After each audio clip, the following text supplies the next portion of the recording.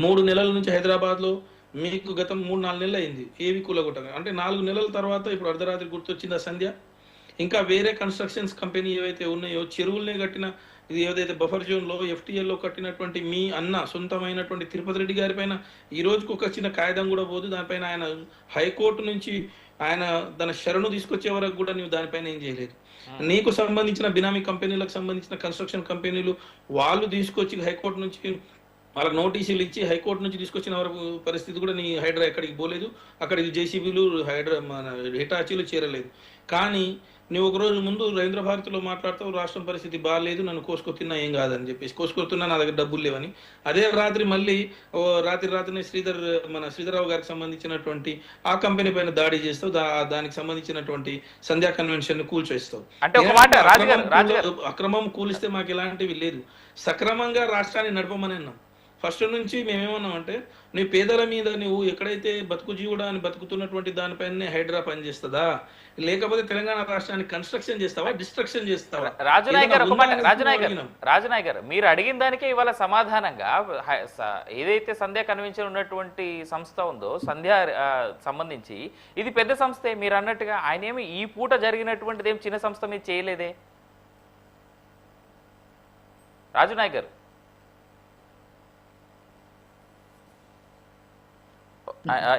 I think he was disconnected. Right నేను ఒక్కసారి శ్రీనివాస్ గారి దగ్గరికి వెళ్తా అల్జాపూర్ శ్రీనివాస్ గారి దగ్గరికి. సరే ఏంటి బీజేపీ పార్టీ అయినా అట్లీస్ట్ ఇవాళ ఒక పెద్ద సంస్థకి సంబంధించినటువంటి కన్వెన్షన్ సెంటర్ని కూల్చేసిన తర్వాత అట్లీస్ట్ మీరైనా హ్యాపీగా ఉన్నారా? చూస్తా ఉన్నాం ఇటు బీఆర్ఎస్ నాయకుడు మాత్రం క్లియర్గా అన్హ్యాపీగానే వెళ్ళిపోయారు ఆయన. ఒకటి అవినాష్ గారు, ప్రభుత్వం అంటేనే ప్రజా సంపదను ప్రజా ఆస్తుని కొల్లగొడుతుంటే చూస్తూ ఊరుకోవడం ప్రభుత్వం యొక్క పని కాదు. ప్రభుత్వ ఆస్తులను రక్షించాల్సిన బాధ్యత సర్కారు. కానీ ఆ యొక్క సర్కార్ యొక్క పని పక్షపాత వైఖరితో నడుస్తూ ఉంటే ఒక దిక్కు పేదల యొక్క ఇల్లు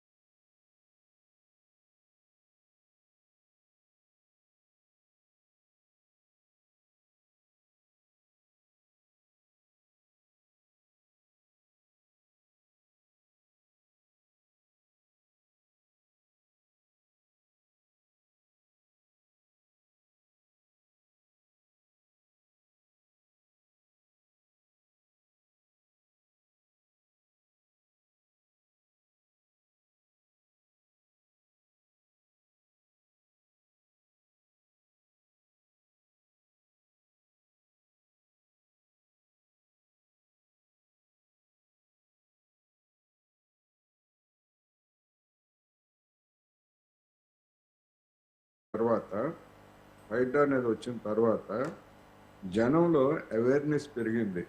కష్టపడి అప్పులు తీసుకొని కొనుక్కునేటువంటి వాళ్ళు స్థలాలైనా ఇళ్ళైనా 1కి 10 సార్లు ఆలోచించి కొనుగోలు చేస్తున్నారు. ఇది ఒక మంచి పరిణామం. కొంతమంది ఏడుస్తున్నారు, మా రియల్ ఎస్టేట్ లేకపోతే మేము కట్టిన ఇళ్ళని అమ్ముడు పోవట్లేదు, ప్రతి వాడు ఎంక్వైరీ చేస్తున్నాడు, ఇది కరెక్ట్గా ఉందా లేదా అని. చేసుకోరా? ఏమన్నా ఊరికి ఏమన్నా ఇస్తున్నారా వాళ్ళు? డబ్బులు పెట్టి అనేక అనుభవాలు చూసిన తర్వాత కష్టపడి జీవితంలో ఒకటే కదా ఇల్లు ఉండేది, కట్టుకునేది ఎవరైనా సామాన్యుడు. అందుకని అదేమి తప్పేం కాదు. అటువంటి మంచి పని ఒకటి జరిగిందనేది నా అభిప్రాయం. ఇక రెండో పార్ట్కి వచ్చేసరికి నేను మొదటి నుంచి చెప్తున్నా, పేదల పట్ల ఒక వైఖరి ఉండాలి, ఇటువంటి బిగ్ షాట్స్ ఇట్లాంటి వాళ్ళ పట్ల మరొక వైఖరి ఉండాలి. పేదల పట్ల వాళ్ళకి పునరావాసం కల్పించాల్సినటువంటి ఒక సామాజిక బాధ్యతని దాన్ని చేపట్టకుండా చేసినటువంటి చర్యలతో అది బూమరాంగ్ అయింది. చివరికి అది స్లో కావాల్సి వచ్చింది. కానీ రెండో వైపు చూసినప్పుడు ఇలాంటి బిగ్ షాట్స్ వీళ్ళ పట్ల ఎందుకు ఉపేక్షిస్తున్నారు అనేటువంటి ప్రశ్న. ఇప్పుడు వాళ్ళ సంధ్యా కన్వెన్షన్ కూల్చేయచ్చు, అది కూడా పూర్తిగా కాదు. నేను లేటెస్ట్ గా ఇప్పుడు చదివిన వార్త ప్రకారం అక్కడ ఉన్నటువంటి ఒక ప్రైవేటు లేఅవుట్, దానికి సంబంధించినటువంటి పార్క్ స్థలాలు లేకపోతే రోడ్లు ఇట్లాంటి వాటిని కబ్జా చేసి కట్టారు. ఆ రోడ్లు అటువంటి వాటిని కూల్చివేశారు పాక్షికంగా అనేటువంటిది చదువుతున్నాను నేను. అంటే వాళ్ళది సంధ్యా కన్వెన్షన్ పెద్దది సార్. యాక్చువల్ దాంట్లో సంధ్యా కన్వెన్షన్ పెద్ద దాంట్లో చిన్న హాల్ ఒకటే కూల్చేశారు. అది కూడా అదే చెప్తున్నాను నేను, అదే చెప్తున్నా. కొన్ని షెడ్లు, చిన్న హాలు ఇటువంటివన్నీ కూడా కూల్చేశారని చెప్తున్నారు. అదేనా మంచిదే? ఇప్పుడు కోర్టులో ఉంది, హైకోర్టులో ఉంది, సుప్రీంకోర్టులో ఉంది. ఎక్కడున్నా కానీ హైడ్రా అనేటువంటిది ఒక ప్రభుత్వ సంస్థ. కూల్చివేసేటప్పుడు ఒకవేళ అక్రమంగా కూల్చివేస్తే దాంతో వచ్చేటువంటి పర్యవసానాలు, పరిణామాలు అనేటువంటివి మరి ఆయనకేమి తెలియవు కాదు, రంగనాథ్ గారికి లేదా ప్రభుత్వానికి ఇంత జరిగిన తర్వాత తెలియనివి కాదు. అందుకని ప్రాపర్ గానే చూసి చేసి ఉంటారనేది నా అభిప్రాయం. అయితే మిగిలినటువంటి వాళ్ళ గురించి మన అల్జాపూర్ శ్రీనివాస్ గారు చెప్పినట్టు మల్లారెడ్డి కాలేజీ గురించి కావచ్చు, లేకపోతే వైశ్యాల వాళ్ళకి సంబంధించినటువంటివి కావచ్చు, ఇప్పుడు కూల్చేస్తే విద్యార్థులు నష్టపోతారు అని అప్పుడు చెప్పిన మాట వాస్తవం. మరి ఏమిటి ఇప్పుడు అనేటువంటి ప్రశ్న సహజంగానే వస్తుంది. నేను కూడా అదే ప్రశ్నిస్తున్నా. ఎందుకు అంటే మీరు ఒక కార్యక్రమం ప్రారంభించిన తర్వాత దానికి కొనసాగింపు అనేటువంటిది చిత్తశుద్ధిగా ఉండటమే కాదు, చిత్తశుద్ధి ఉన్నట్టు కనిపించడం కూడా ముఖ్యం. మరి ఎందుకని పెద్ద ఇంకా అనేక వెంచర్లు వేసినటువంటి వాళ్ళకి సంబంధించినటువంటి ఫిర్యాదులు వచ్చాయి. ఆ ఫిర్యాదులన్నింటినీ మరి ఇప్పుడు సంధ్యా కన్వెన్షన్ మీద వచ్చినటువంటి ఫిర్యాదుతో అంత వేగంగా ఆల్రెడీ కోర్టులో ఉన్నటువంటి దాని మీద అంత వేగంగా స్పందించినటువంటి వాళ్ళు మిగిలినటువంటి అక్రమ కట్టడాలు లేదా ఆక్రమణల మీద ఎందుకు స్పందించట్లేదు అనేటువంటిది పెద్ద ప్రశ్న. అయితే దీనికి లేదా రాష్ట్రంలో ఉన్నటువంటి రాజకీయాలకి, ముఖ్యమంత్రి ఇబ్బందులకి, లేకపోతే ఆయన మాట్లాడిన దానికి లింక్ పెట్టాల్సినటువంటి అవసరం లేదు అనేది నేను చెప్పలేదు. Right sir, welcome back to again. నేను ఒకసారి రాజుగారి దగ్గరికి వెళ్ళే కంటే ముందు ఒక చిన్న బ్రేక్ తీసుకుందాం. బ్రేక్ నుంచి వచ్చిన తర్వాత మిగిలిన డీటెయిల్స్ మాట్లాడదాం. అయితే ఒక విషయం మాత్రం చాలా క్లియర్గా ఒకటి అర్థం చేసుకోవచ్చు. సంధ్యా కన్వెన్షనే ఎందుకు టార్గెట్ అయింది అనేటువంటి అంశాన్ని పక్కన పెడితే అట్లీస్ట్ ఇప్పటికైనా ఒక పెద్ద సంస్థకు సంబంధించినటువంటి కట్టడాన్ని కూల్చేశారు అనేటువంటి యాంగిల్లో చూస్తే చాలా పాజిటివ్గా కనిపిస్తుంది. State 360 right. మనతో పాటున్నటువంటి రాజుగారు అడుగుదాం. రాజుగారు, అట్లీస్ట్ ఇప్పుడు చెప్పండి సార్. ఇందాక మీరు ఏదో డౌట్ రేస్ చేశారు కదా, మీరు ఇలా అన్నారు. సో ఇప్పుడు చెప్పండి, ఇందాక వినోద్ గారు మాట్లాడుతుంటే మీరు అడగాలనుకున్నటువంటి స్టేట్మెంట్. నేనేమంటున్నానంటే హైడ్రా అనేది ఇది నిరంతర ప్రక్రియ అంటున్నా. చాలా సంతోషం. హైడ్రా వినోద్ గారు మాట్లాడేటప్పుడు అంటే ఐఎమ్ నాట్ ఇక్కడ డినేయింగ్ హిస్ వర్డ్స్. నేనేమంటున్నానంటే హైడ్రా అనేది అర్ధరాత్రి పనిచేస్తుందా అని ప్రజల నుంచి వస్తున్నటువంటి సమాధానం ప్రశ్న ఉత్పన్నమవుతుంది. హైడ్రా అనేది ఆదివారాలు శనివారాలే పనిచేస్తుందా? హైడ్రా అనేది పేద ప్రజలకే కొడుతుందా? అంటే ఈ రోజు నిన్న కొట్టిన శ్రీధర్ రావు గారికి కొట్టింది ఎట్లా ఉందంటే, నేను కొట్టినట్లు చేస్తాను, నువ్వు ఏడ్చినట్లు చేయన్నట్టు. అట్లా కొట్టింది ఏంది, ఆయన చేసింది ఏంది. రెండోది ఏంటంటే ఈ హైడ్రా వల్ల నిజంగా హైదరాబాద్ ప్రాంతానికి ఏమైనా అయ్యిందా? మీరు మేనిఫెస్టోలో పెట్టిర్రా? దీనివల్ల నిజంగా గతంలో మీ పాలించినటువంటి పార్టీలు ఏదైతే కాంగ్రెస్ పార్టీ కూడా ఈ తెలంగాణ రాష్ట్రాన్ని సమైక్యాంధ్రను ఎప్పుడైతే ఉన్నామో వాళ్ళని పాలించినప్పుడు ఈ అక్రమాలు, ఈ అక్రమ కట్టడాలు, ఎఫ్టీఎల్, బఫర్ జోన్లు మొత్తం కూడా చెరువులు, నాలాలు, కబ్జాలు మొత్తం అయిపోయినాయి. మా వాళ్ళు చేసింది తప్పు అని ఒకసారైనా మీరు చెప్పిర్రా? మరి అంటే దీనికి పాశ్చాత్తాపం మీరు వ్యక్తం చేస్తున్నారా? లేకపోతే మీరు చేస్తున్నటువంటి పరిపాలన వైఫల్యం ఏదైతే ఉందో, మీరు ఇచ్చినటువంటి ప్రజలకు ఇచ్చినటువంటి 420 హామీలు ఏవైతే ఉన్నాయో ఇవి చేత కాక చతికిల పడిపోయి తెలంగాణ ప్రజలకు ఏం సమాధానం చెప్పలేక వాళ్ళ అటెన్షన్ డైవర్షన్ చేయడానికి ఇలాంటివి మీరు ఏమైనా చేస్తున్నారా అని ప్రజల నుంచి వస్తున్నటువంటి ప్రశ్నలకు ఎంతసేపు కప్పిపుచ్చుకోవడానికి ఎన్ని రోజులు? ఇప్పుడు నేనేమంటున్నా, రోజు రోజు మీరు ప్రజల యొక్క అటెన్షన్ ని డైవర్షన్ చేసిన ప్రజాక్షేత్రంలో మీరు సమాధానం చెప్పక తప్పదండి. మీరేమంటున్నాము, హైదరాబాద్ లో మీరు చేస్తున్నటువంటి ఏదైతే విధ్వంస కాండ ఉందో, ఏదైతే అవి ఆ బుల్డోజర్లు ఏవైతే ఉన్నాయో ఆ బుల్డోజర్ల పేదల ఇంట్లోకి, పేదల వాళ్ళ పైకి పోయే బదులు మీ సొంత మీదకి ఎందుకు పోవు అని ప్రశ్నించిన మేము. మీ వాళ్ళు ఎవరైతే అనుయాయులు ఉన్నారో, ఈ రోజు నేను కొన్ని విషయాలలో చెప్తానండి. చాలా మంది ఇరిగేషన్ అధికారులు చాలా మందికి ఏదైతే డైరెక్ట్ ఎఫ్టీఎల్ లో కట్టుకున్నటువంటి బిల్డింగ్లు ఏవైతే ఉన్నాయో, కంప్లీట్ గా చెరువులనే కబ్జా చేసి కట్టుకున్నటువంటి బిల్డింగ్లు ఏవైతున్నాయో వాళ్ళ సెటిల్మెంట్ అయిపోయి ఆ బిల్డింగ్లు ప్రశాంతంగా ఉన్నాయి. దానిపైన హైడ్రా పోలేదు, బుల్డోజర్ పోలేదు, రంగనాథ్ గారు పోరు.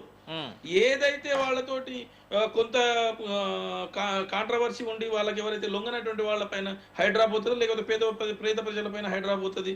ఎటు పోతుందో హైదరాబాద్ లో హైడ్రా అనేది ఎవరికి అంతు చిక్కనటువంటి ప్రశ్న. నేనేమంటున్నా, మీరు ఇచ్చినటువంటి హామీలు గాలి కొదిలేసి హైడ్రా పైన పడుడైంది అంటున్నా. హామీలు ఎంతవరకు మీరు న్యాయం చేయగలుగుతున్నారు అంటున్నా. మీరు మాట్లాడినటువంటి రేవంత్ రెడ్డి గారు సాక్షాత్ పిసిసి ప్రెసిడెంట్ గా ఉన్నటువంటి సమయంలో పేద ప్రజలకు, తెలంగాణ ప్రజలకు మీరు ఇచ్చినటువంటి హామీలు నీటి మూటలేనా, గాలి మూటలేనా అని నేను అడగదలుచుకున్నా. ఏమైంది మీరు ఇచ్చినటువంటి మాటలు? మీరే పరిగెత్తి లోన్లు తీసుకురమ్మన్నారు. మీరే ఇంట్లో ఎంతమంది మహిళలు ఉంటే ఆ మహిళలకు మీరు ఏమన్నారండి?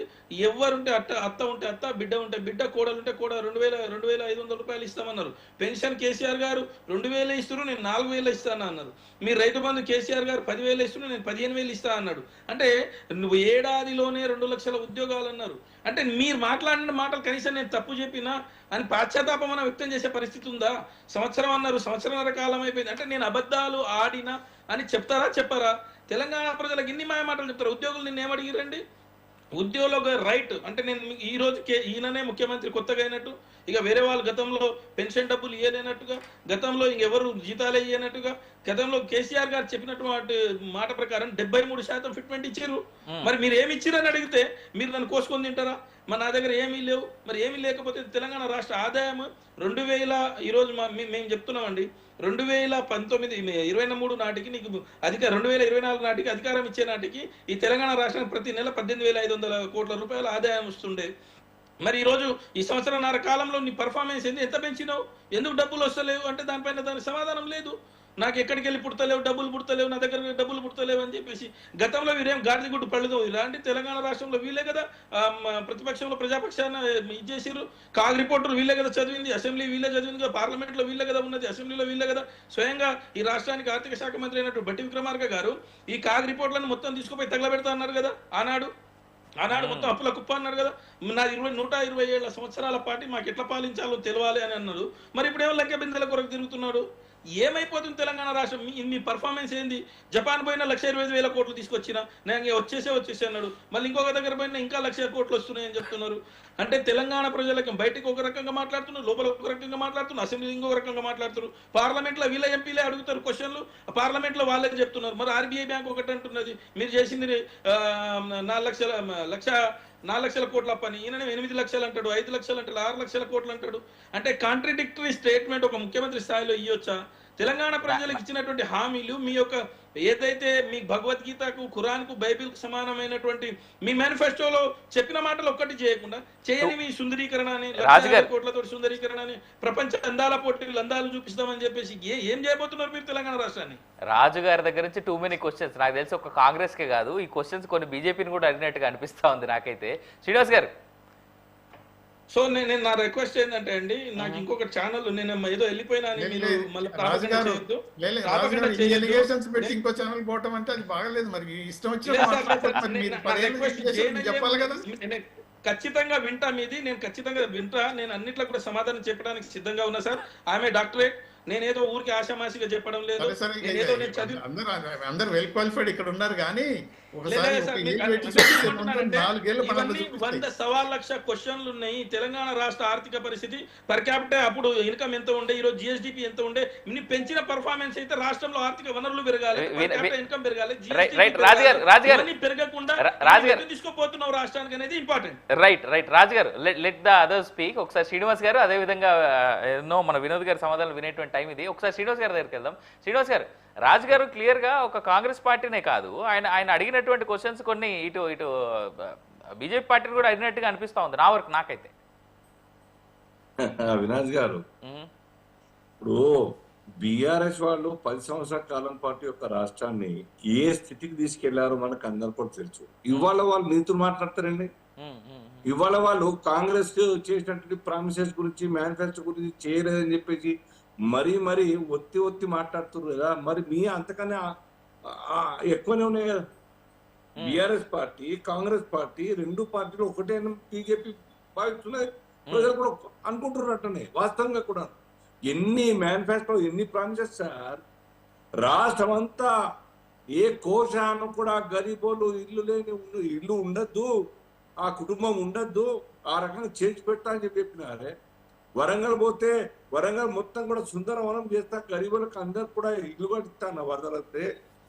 కన్వర్ పోతే ఇంకేదో లండన్ చేస్తా అన్నాడు, ఇంకెక్కడో పోతే ఏదో చేస్తా అన్నాడు. పోతే మీరేం చేసినారు? బీఆర్ఎస్ గుర్తుకు రావాలి కదా. ఎవరికైనా పెన్షన్ ఇచ్చినారా మీరంతా? నిరుద్యోగులకు వృత్తి ఎవరికైనా ఇచ్చినారో? ఉద్యోగాలు ఇచ్చినారా? అరే మీ వ్యవస్థ మొత్తం కూడా బీఆర్ఎస్ ఇవాళ మాట్లాడమేందా మీకు గుర్తుకు రావాలి. ఇవాళ కాంగ్రెస్కి ఏదైతే ప్రశ్నిస్తున్నామో మేము కూడా ఆనాడు అదే రకంగా మాటల గాడితో కాలయాపన చేసినాం, టైంపాస్ చేసినాం, బాకీలు తీసుకొచ్చి మొత్తం కొన్ని చూపించినాం. ఇది మంచిది కాదు, ఈ బాకీల యొక్క ఊబిలో కూరుకపోతే లేవడం కష్టం. దీని ప్రభావం రాబోయే తరాలకు, రాబోయే పాలకులకు, రాబోయే యంగ్ జనరేషన్ మీద భారం పడుతుంది అనే విషయం చూయలేదా బీఆర్ఎస్ కు? కాంగ్రెస్ వల్ల నిన్న మాట్లాడిన తీరైతే ముఖ్యమంత్రిగా మొత్తంగా కూడా అదే దివారది. రాష్ట్ర ముఖ్యమంత్రిగా ఒక రాష్ట్రానికి పరువు ప్రతిష్ట పెంచాల్సిన వ్యక్తి సాకు తీసుకొని బీఆర్ఎస్ చేస్తే ఘనకార్యం. మేము 3 లక్షల కోట్లు అనుకున్నాం, తీరా చూస్తే 8 లక్షల కోట్లకు బాకీలు ఉన్నాయి. కాబట్టి మేము చేయలేని పరిస్థితి, అప్పులు వృత్తిలో చెప్పులు ఎత్తుకపోతారు. ఆ రకంగా మమ్మల్ని అనుమానిస్తున్నారని చెప్పి ఈ రకంగా మాట్లాడితే పరువు పోతలేదా? మీకు అనిపించలేదా కాంగ్రెస్ పార్టీకి? ఇప్పటికైనా ఎంటైర్ కాంగ్రెస్ టీం బయటికి రండి, ప్రజల ముందర వైట్ పేపర్ రిలీజ్ చేస్తూ మాకు తప్పైంది, ఈ యొక్క ప్రామిసెస్ మేము ఇవ్వలేము, కష్టకాలం ఉన్నాయి, ఆర్థికంగా మేము ఏ కోశాన్ని కూడా ఫేస్ చేయలేము కష్టాన్ని, కాబట్టి మమ్మల్ని మాఫీ చేయండి, ఆ మేనిఫెస్టో రద్దు చేస్తున్నాం, ఉన్న కాడికి జీతాలు ఇవ్వడానికి, ఉన్న కాడికి మినిమం ఎక్స్పెన్సెస్ మీట్ కానికి మాత్రమే ఉన్నాయి 18,500 కోట్లు అని చెప్పి ముందుకు రండి. ఈ 18,500 కోట్లలో కూడా అవినాష్ గారు ఇప్పటికే వారే అడ్మిట్ చేస్తారు. కాంట్రాక్టర్ డబ్బులు ఇవ్వాలి, పెద్దోళ్ళకి ఇస్తున్నారు, చిన్నోళ్ళకి ఇస్తలేరు కమిషన్ల కోసం. ఈ యొక్క 18,000 కోట్లలోనే ఆర్టీఎఫ్ఆర్ ట్యూషన్ ఫీజులు చరిత్రలో నాకు తెలిసి, నేను విద్యారంగంలో ఉన్నాను 25 సంవత్సరాలు కాలేక అంతకుముందు కూడా ఇప్పటి వరకు తెలంగాణ ఇది చేసినప్పుడే, అప్పుడు 69 ఇది చేసినప్పుడే ఎగ్జామ్ బాయ్కాట్ అనేది తప్ప ఇక్కడ మేనేజ్మెంట్ బాయ్కాట్ చేస్తే డిగ్రీ ఎగ్జామ్స్ ఇంతకైనా పరువు పోయేదేముంటుంది చెప్పండి. Entire degree exams have been shut down, మొత్తంగా కూడా కాలేజ్ అని కూడా they did not conduct any examination, annual semester exams. ఇంతకన్నా దాని మీద మాట్లాడినారా? సుమారుగా 6,7,200 కోట్లు 7,200 కోట్లు ఈ యొక్క ట్యూషన్ ఫీజులు ఇవ్వాలి అందరు కలిపి. ఏం బాధ్యత ఉన్నది? ఎన్నడూ మాట్లాడుతున్నా మీరు? ఇవన్నీ పక్కన పెట్టి కొత్త ఓట్ల కోసం కొత్త స్కీములు ఇంట్రడ్యూస్ చేస్తూ ఆ యొక్క ఇష్టానుసారంగా మీరు మాట్లాడుతూ ఉన్నారు. ఎక్కడ తెస్తారు మీరు? ఒక ఇళ్ళని కట్టారా 1.5 సార్లు? ఇప్పుడు సింగిల్ ఇల్లు you could not build, single house గరీబుల కోసం. మీరు మాట్లాడతారా కాంగ్రెస్ పార్టీ? ఇద్దరు కూడా, రెండు పార్టీలు కూడా ఈ రాష్ట్రాన్ని మొత్తం కూడా న్యాయవంచన చేసి మోసం చేసిన సంగతి ఇవాళ ముఖ్యమంత్రి గారు మాట్లాడిన తీరు అర్థమవుతా ఉంది. ఒప్పుకోవాలా, క్షమాపణ కోరాలి తప్పైందని చెప్పేసి. కానీ వాస్తవంగా వారికి కూడా వాస్తవం తెలుసు. రైట్, ఒక్కసారి అపోజిషన్ లీడర్ గా ఉండి కాంగ్రెస్ పార్టీ ప్రెసిడెంట్ గా ఉండి అంచనాలు మొత్తం కూడా లెక్కలు ఉన్నాయని దగ్గర ఇప్పుడు అబద్ధం చెప్తున్నారు ముఖ్యమంత్రి గారు. విత్ డ్యూ రెస్పెక్ట్ నేను రేవంత్ రెడ్డి గారు చెప్తా ఉన్నాను, అబద్ధం మాటలు మీకు యంగ్ ఉన్నారు, మీరు యంగ్ అనుకున్నారు, ఇంకా టైం ఉంది రాజకీయాల్లో బతకడానికి పెరగడానికి. మీరు ఇంకా చీప్ గా అబద్ధాలు చెప్తూ మాటలు మార్చకండి. వాస్తవం తెలిసి మీరు మోసం చేసిన సంగతి ఒప్పుకోండి. రైట్, ఇందాక బీఆర్ఎస్ లీడర్ మాట్లాడిన మాటలకి చాలా ఆన్సర్స్ ఇవ్వాలి వినోద్ గారు. ఇప్పుడు మీరు మాట్లాడిన మాటలకి ఇంకా ఎక్కువ ఆన్సర్స్ ఇవ్వాలి ఆయన. చూద్దాం వినోద్ గారు ఏమంటారు. ఇటు బీఆర్ఎస్ నాయకులు, ఇటు బీజేపీ నాయకులు చాలా పెద్ద పెద్ద అభాండాలు వేశారు మరి మీ పైన. అవన్నీ దాంట్లో చాలా వరకు వాస్తవాలు కూడా ఉన్నాయిగా. సరే ఇప్పుడు ఏ పార్టీ అయినా అపోజిషన్లో ఉన్నప్పుడు, అంటే of course government of India బీజేపీదే కాబట్టి ఇక వాళ్ళ ప్రామిసులు చూస్తే ఇక అవి మొదలు పెట్టాల్సి వస్తుంది. మనం ఈ 10 ఏళ్ళు 11 ఏళ్ళు ఎక్కడున్నది అనేది సరే పేపర్ మీద చూపించడం, మాటల మీద కాకుండా సరే మనం స్టేట్ కే పరిమితం అయి ఉందాం. ఇప్పుడు చూద్దాం బీఆర్ఎస్ వాళ్ళు ఈ ఎలిగేషన్స్ ఏదైతే చేస్తున్నారో, ఆ ప్రామిస్లు ఏదైతే అంటున్నారో, ఒక్కొక్క ప్రామిస్ తీస్తే దళితుడిని నేను చీఫ్ మినిస్టర్ చేస్తాను, చేయకపోతే నా మెడ కొరికేసుకుంటాను, అది చేసేస్తానన్న కేసీఆర్ గారు కుక్క లెక్క నేను ఇక్కడ కూర్చొని ఇవన్నీ ఇక లెక్కలేని మాటలు మాట్లాడతారు, అవన్నీ వదిలిపెట్టేద్దాం. కానీ అనుకున్న దానికంటే అంటే ఇప్పుడు మనకు రాష్ట్రం మిగులుబడి ధనిక రాష్ట్రంగా మనం ఏదైతే అవతరించామో అప్పుల పాలుగానికి కారణం ఎవరు? ఇంత అప్పులు మళ్ళీ దాంట్లో మనకు అదే కాగు రిపోర్ట్లు డీటెయిల్గా పోతే గవర్నమెంట్ అప్పే కాకుండా, అంటే మామూలుగా ఎవరికి తెలుస్తుంది, అసెంబ్లీలో ఏం చెప్తారు, గవర్నమెంట్ అప్పే చూపిస్తుంటారు, ప్రజలు కూడా అదే తెలుస్తుంటుంది. కానీ ఒక్కొక్క కార్పొరేట్ సంస్థను దానికి కూడా గవర్నమెంట్ గ్యారంటీలు ఇచ్చి అప్పులు తీసుకోమని చేయడం వల్లనే మనకి ఇప్పుడు 8 లక్షల కోట్లు దాటిపోతుంది కదా. సో అనుకున్న దానికంటే ఇప్పుడు మన శ్రీనివాస్ గారు అనేది ఏంటంటే, మీరు అప్పుడు 3 లక్షలు అనుకున్నారు, 4 లక్షలు అనుకున్నారు, ఇప్పుడు 8 లక్షలు అయిపోయినాయి అని ఇలా అంటే అది యాక్చువల్లీ కొంతవరకు మిస్కాల్కులేషన్ జరిగి ఉంటుంది. కాకపోతే అసెంబ్లీలో కూడా డిస్కషన్ అయింది. ఏది మన బట్టి విక్రమార్క చూపించాడు కదా ఒక్కోసారి, మీరు చూపించిన పేపర్ మీద ఇది, కానీ ఒక్కొక్క సంస్థ పేరు మీద మీరు ఏదైతే గ్యారంటీలు ఇచ్చారో అది కూడా గవర్నమెంట్ అప్పే అవుతుంది, ఇప్పుడు కడుతున్నారు ఈ గవర్నమెంట్. సో ఇటువంటివన్నీ ఇక లెక్కల గ్యారంటీలు చేయటం వల్ల తర్వాత కాళేశ్వరం అందరికీ మనకు తెలిసిందే, 1,00,000 కోట్ల దగ్గర పడి ఏదైనా నీళ్ళలో బుద్ధలు పోసినట్టే అయిపోతుంది. ఇటువంటి వేరియస్ యాక్టివిటీస్ కొంతవరకు అప్పుడు కనిపించలేదు. కాకపోతే ఓకే, మీరు అన్నది ఏంటంటే కాంగ్రెస్ ప్రభుత్వం మేనిఫెస్టో చేసింది, అవును మరి ప్రామిస్ చేసింది, దానికంటే ఎక్కువ బీఆర్ఎస్ చేసింది కదా ఇస్తామని. దాని తర్వాత ఇప్పుడు కేంద్ర ప్రభుత్వంలో కూడా ఢిల్లీలో చూశారు కదా ఏమేమి, మన ప్రైమ్ మినిస్టర్ గారు ఏమన్నాడు, ఇటువంటి అని ఏం ప్రామిస్లు అట్టడానికి బ్ఢిల్లీలో చూస్తే మనకంటే ఎక్కువ చేసిండ్రు. అంటే ఈ పొలిటికల్ పార్టీస్లో ఉన్నప్పుడు సరిగా ఎలక్షన్ టైంలో ఓటు బ్యాంకు గురించో లేకపోతే ఓటర్స్ని ఆకర్షించుకోవడం గురించి ఎన్నెన్నో చేస్తారు. కానీ ఇప్పటికైనా ఖర్గే గారు ఓపెన్గా చెప్పారు, ఇది కర్ణాటకైనా ఇక్కడ మన తెలంగాణకైనా అధికమైన ప్రామిసులు చేయకూడదు, ఎంతవరకు అయితే వీలవుతుందో అంతవరకే, సాధ్యమైనంత వరకు మన వనరులు ఇన్కమ్ల గురించి ఆలోచిస్తూనే ప్రామిసులు చేయటం మంచిది అని ఆయన అడ్వైజ్ కూడా ఇచ్చారు. అప్పుడు మళ్ళీ వీళ్ళే మన అపోజిషన్ పార్టీలు అన్నారు కదా, చూడు మీ ప్రెసిడెంటే మిమ్మల్ని క్రిటిసైజ్ చేసి మిమ్మల్ని మొట్టకాయలు వేస్తున్నారంటే అవసరం ఉంటుంది ఒక్కొక్కసారి. అది ఆ ఎలక్షన్ టైంలో ఏదైతే అంటే అమలు చేయలేని కానీ ఏదైతే వాగ్దానాలు చేయటం ఏ పార్టీకైనా మంచిది కాదని. కానీ ప్రస్తుతం ఇప్పుడైతే ఉన్నదేమో ఈ క్లిష్ట పరిస్థితి ఏదైతే ఉన్నదో అది ఒకటి, ఇది ఈ అప్పుల బాధ అయితే ఉన్నది అదొకటి. కానీ ఇప్పుడు మనం హైడ్రా గురించి మాట్లాడుకుంటున్నప్పుడు అయితే అన్ని పార్టీలు సపోర్ట్ చేసినాయి. మీరు అన్నది ఏంటంటే మన పర్టికులర్లీ ఆయన మన బీఆర్ఎస్ ప్రతినిధి మాట్లాడిపోవటం, ఏది బీదల ప్రజల మీదనే హైడ్రా అటాక్ చేస్తుంది, పెద్దవాళ్ళ మీద పడట్లేదని అంటే లేదు. ఇప్పుడు అఫ్కోర్స్ ఇది మేలో నడుగుతున్నది. అదే వాళ్ళు అన్నారు కదా, ఎడ్యుకేషన్ ఇన్స్టిట్యూషన్స్ అన్ని మే ఎండ్ దాకా అవుతుంది, దాని తర్వాత యాక్షన్ అసలు స్టార్ట్ చేయకపోతే క్వశ్చన్ చేయాలి. నిజమే, ప్రతి అక్రమదారునికి తప్పకుండా శిక్ష పడాల్సిందే, యాక్షన్ తీసుకోవాల్సిందే. అదే మీరు కోటేశ్వరరావు కూడా అన్నారు కదా, మీరు ఇది యాక్షన్ తీసుకోవటం అనేది కాదు కానీ it should appear that your acting impartial అనేది కూడా అవసరం. తర్వాత అది కూడా అదైతే అవసరం.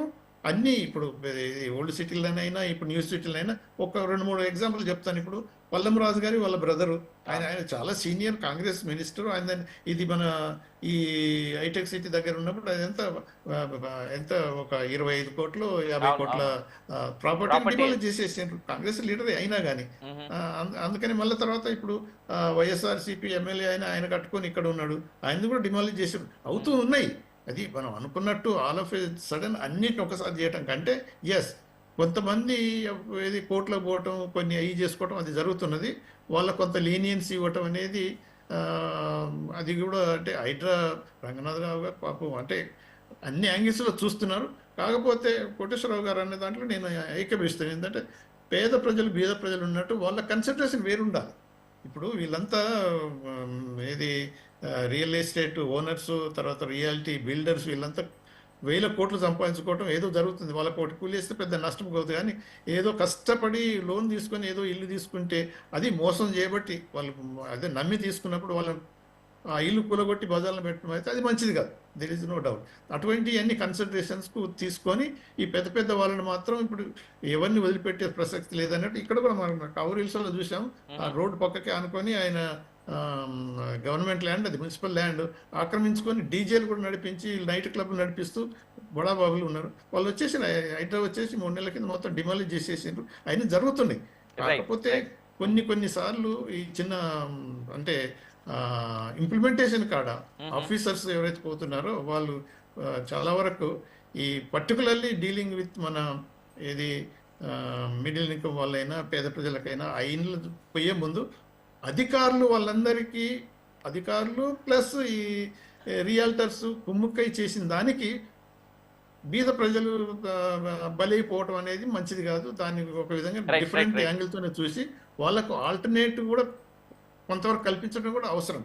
వాళ్ళ తప్పు సరే నమ్మి కొనటం వల్ల తప్పు చేశారు అనుకోండి కాదు, కానీ మరి గవర్నమెంట్ కూడా అధికారులు కూడా వాళ్ళకి పర్మిషన్లు ఇచ్చి ట్యాక్స్ కలెక్ట్ చేసుకోవటం తర్వాత పోయి కూలగొట్టడం అది కూడా కరెక్ట్ కాదు. రైట్. ఒకసారి కోటేశ్వరరావు గారి దగ్గరికి వెళ్దాం. సార్ కోటేశ్వరరావు గారు, ఇప్పుడు ఉన్న ఈ పరిస్థితులు చూస్తూ ఉంటే అట్లీస్ట్ ఇప్పటికైనా ఒక పెద్ద సంస్థను డిస్టర్బ్ చేశారు అనేటువంటి యాంగిల్లో కొంత పాజిటివ్ అంటే లాగా కనిపించినప్పటికీ కూడా ఇప్పుడు ఈ మంత్ ఎండింగ్ నుంచి లేదా ఈ మంత్ మిడ్ నుంచి మిగిలినటువంటి ఎడ్యుకేషనల్ ఇన్స్టిట్యూషన్స్కి కూడా హాలిడేస్ ప్రకటించేటువంటి ఛాన్సెస్ ఇది పక్క హాలిడేస్ సీజన్ కాబట్టి.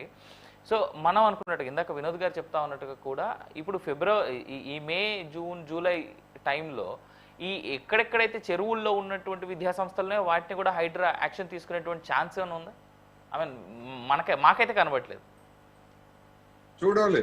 ఎందుకంటే ఇప్పుడు తీసుకోరు అని మనం నిర్ధారించలేము, అట్లాగని తీసుకుంటారు అని ఖచ్చితంగా కూడా చెప్పే పరిస్థితి నాకైతే లేదు. ఎందుకంటే కొన్ని తీరుతెన్నులు చూసినప్పుడు ఆ విధమైనటువంటి అనుమానాలు లేదా సందేహాలు తలెత్తుతున్నాయి.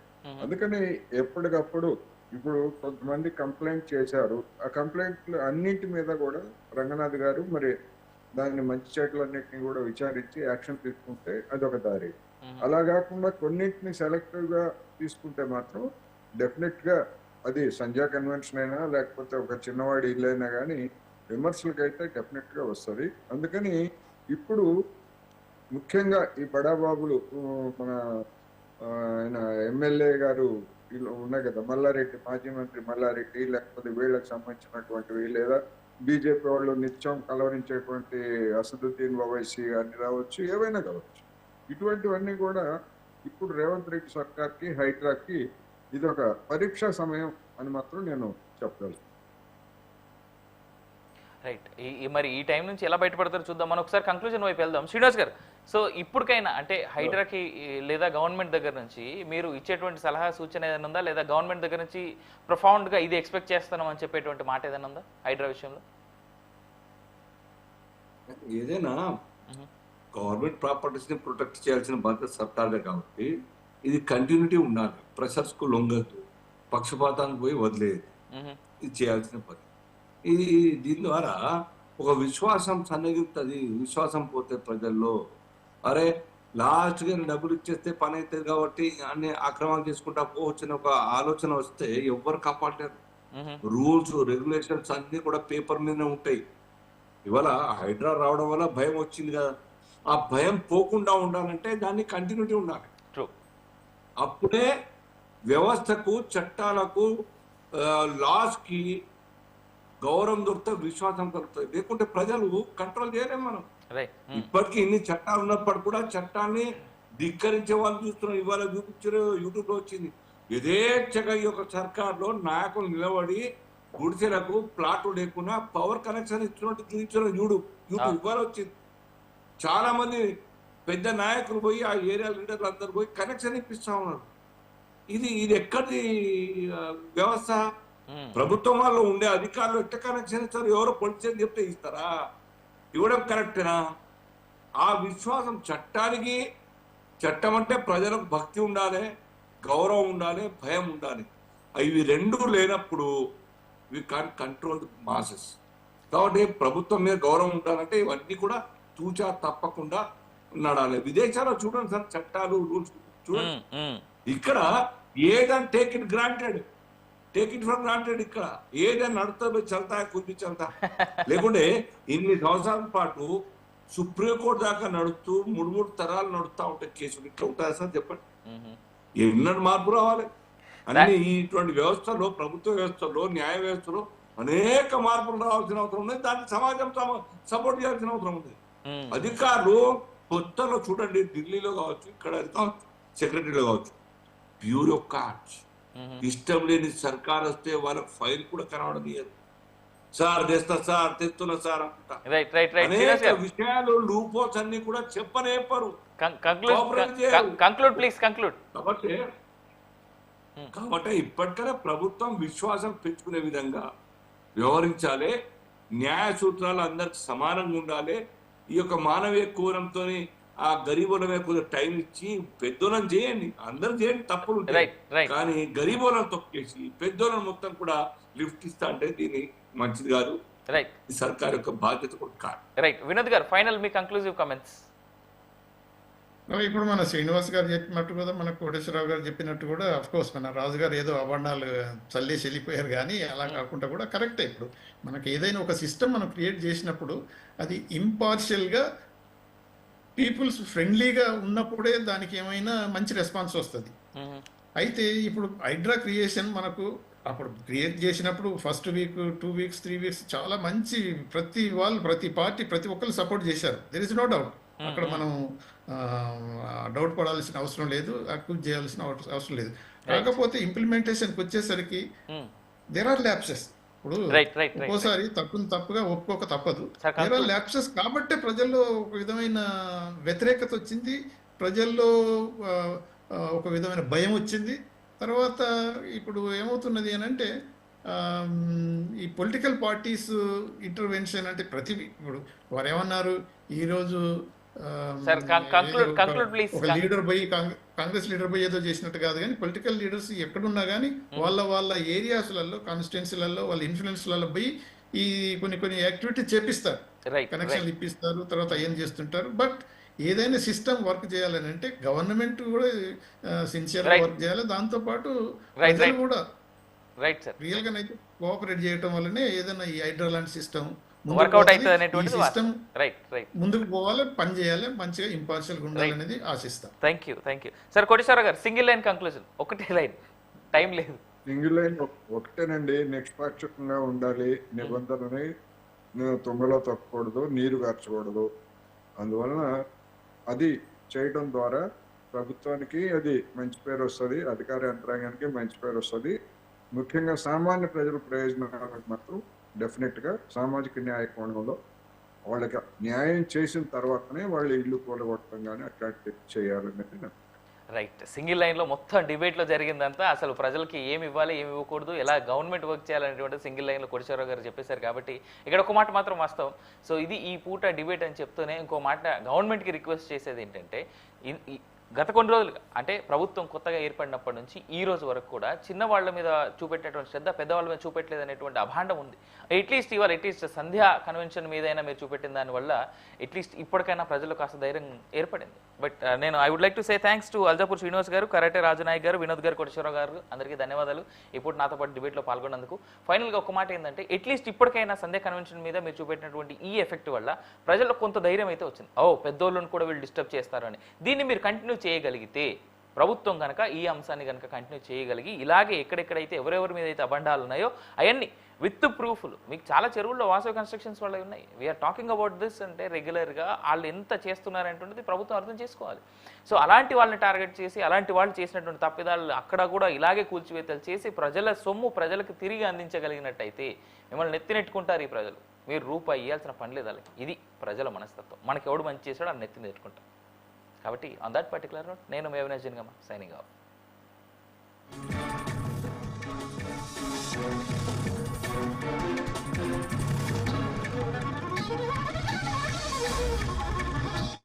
VVIT University, absolute discipline, absolute education. MPC BiPC విద్యార్థులకు ఒక వరం CA/CMA కోర్సులు. CA/CMA చదివే విద్యార్థుల్లో 40% మంది ఎంపీసీ బైపీసీ విద్యార్థులే మాస్టర్ మైండ్స్. మన VVIT University, absolute discipline, absolute education. Master minds the pride of India. గత 6 సంవత్సరాలలో CA/CMA ఫలితాలలో 12 ఆల్ ఇండియా ఫస్ట్ ర్యాంకులు. Master minds the pride of India. మన VVIT University, absolute discipline, absolute education. Inter MEC చదివే విద్యార్థులకు సుమారుగా 1000 గంటలు CA ఫౌండేషన్ బోధిస్తున్న విద్యా సంస్థ. ఇతర విద్యా సంస్థల్లో చదివే విద్యార్థులను అడిగిన తరువాతే మాస్టర్ మైండ్స్ లో చేరండి. మన VVIT University, absolute discipline, absolute education. Master minds the pride of India. Commerce విద్యా చరిత్రలో కని విని ఎరుగని ఫలితాలు కేవలం 6 నెలల్లో. CA/CMA కోర్సుల్లో 3 ఆల్ ఇండియా ఫస్ట్ ర్యాంకులు సాధించిన ఏకైక సంస్థ master minds the pride of India. మన VVIT University, absolute discipline, absolute education. Intermediate CEC విద్యార్థులకు CEC తో పాటు CMA ఫౌండేషన్ బోధించే విద్యా సంస్థ మాస్టర్ మైండ్స్. సుమారు 600 గంటల పాటు CMA ఫౌండేషన్ బోధన. Master minds. 14 నెలలలో 64,768 కోట్లు కట్టినా అని చెప్పిండు. బయటనేమో 7,000 కోట్లను ఒకసారి, 6,500 కోట్లను ఒకసారి, నిన్న 10,000 కోట్లు నెలకని ఒకసారి నెలకు అని చెప్తాడు. అసెంబ్లీలోనేమో 14 నెలల్లో 64,768 కోట్లు అని చెప్పిండు. అంటే అల్టిమేట్గా ఏంది? ఆయన చెప్పిన లెక్క ప్రకారం అసెంబ్లీలో చెప్పింది నెలకు 4,600 కోట్లు. అది కూడా తప్పే. 6,000 తప్పే, 6,500 తప్పే, 7,000 కోట్లు తప్పే, 10,000 కోట్లు తప్పే, నెలకు 4,626 కోట్లు కూడా తప్పే. ఇది RBI రిపోర్టు. దీని ప్రకారం నెలకు తెలంగాణ ప్రభుత్వం కడుతున్నది అసలు మిత్తి కలిపి కేవలం 2,000 కోట్లు మాత్రమే. ఇది కాగు లెక్క, RBI లెక్క, ఇదేదో కాకి లెక్క కాదు.